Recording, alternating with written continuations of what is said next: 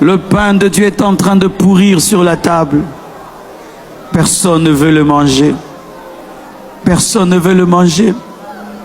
De moi à vous, mes frères, est-ce que la vie chrétienne que tu as, tu la trouves normale? Mais alors, tu vas continuer comme ça? Mais quand on trouve qu'une chose est anormale, on fait quoi? Est-ce qu'on continue dedans? Tu te contentes des miettes, du souffle de vie. Tu te contentes du souffle de vie. Il y a des gens qui ont respiré sur cette terre, mais ils ont pris des nations pour Dieu. Il y a des gens qui ont lu la même Bible que tu as, mais ils ont bougé leur génération. Ta manière de prier montre que tu te contentes de miettes. Tes requêtes montrent que tu te contentes de miettes. Ta joie montre que tu te contentes de miettes. Il suffit que tu aies une maison, tu as une voiture, ton frigo est rempli, tu es heureux. Mais les âmes, notre pays, les païens, le péché qui fait que grandir, des enfants de 12 ans qui connaissent tout. Ah!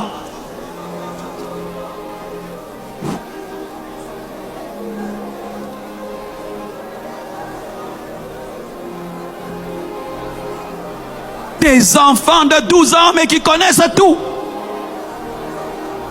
Des divorces partout. Les gens se suicident. Mais l'Église se contente des miettes. D'avoir des bons cultes. D'avoir des bons cultes. D'avoir des bons cultes. Pensez-vous que Jésus est mort pour connaître que des bons cultes?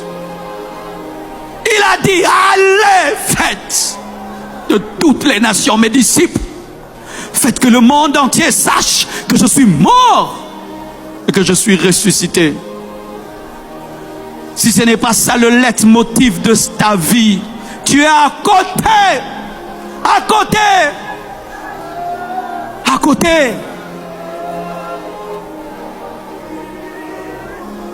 C'est pas ça l'Église, mes frères. Nous sommes sur la terre parce qu'il y a des hommes qui doivent aller au ciel. C'est pourquoi on est là. C'est ce que Paul dit. J'aimerais partir, mais je reste pour vous. Nous restons pas pour nous. Nous restons pour les autres. Nous respirons pour les autres.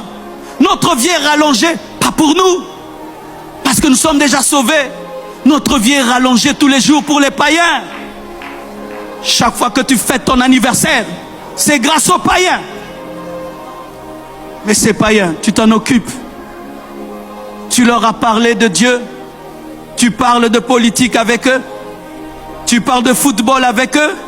Et tu les laisses dans le péché.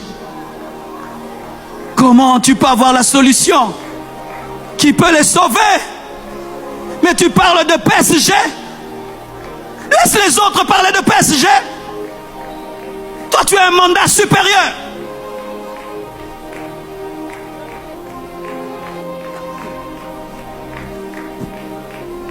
Communion fraternelle, amitié à l'église, c'est bien. Mais si on ne gagne pas les âmes, ça ne sert à rien. Ça ne sert à rien. Nos bénédictions ne servent à rien si les âmes ne sont pas sauvées. Notre argent ne sert à rien. Nos mariages ne servent à rien. Tout ne trouve son importance que dans les âmes.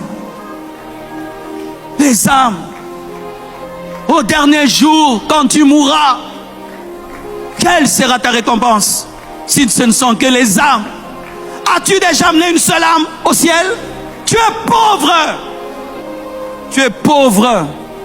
Pauvre. Tu es pauvre.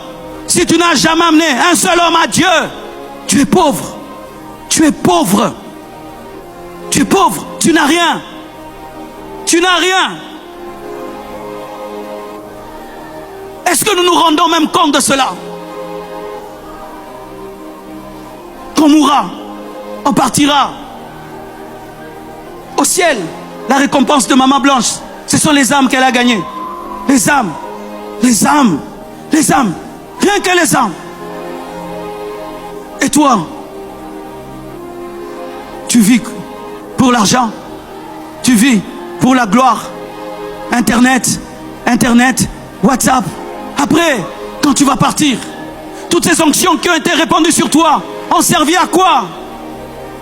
Et même lorsque je vais finir de prêcher et que vous allez rentrer à la maison, dans ce bus où tu vas entrer, ne peux-tu pas prêcher? Cette moto que tu vas utiliser, ne peux-tu pas prêcher à ce Wewa? Le taxi dans lequel tu vas entrer, ne peux-tu pas prêcher au taximan?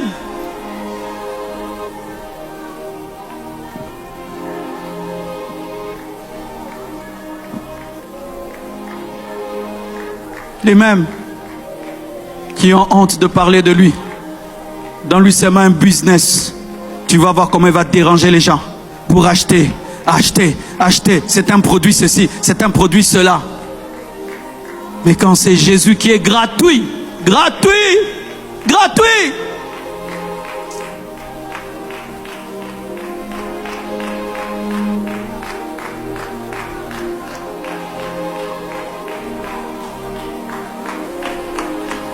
L'église est devenue obèse. L'obésité, c'est lorsque tu as beaucoup plus de graisse que de muscles.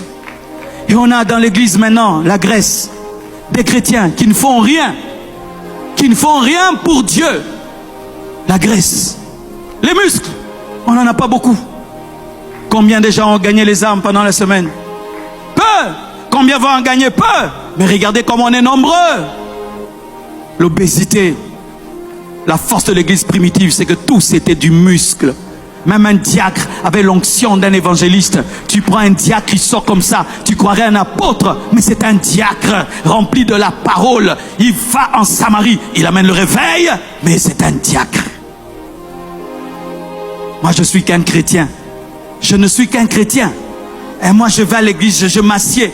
Ah bon? Être chrétien, c'est être surnaturel. Être chrétien, c'est être dangereux. Être chrétien, c'est être influent. Même si tu as une année dans le Seigneur.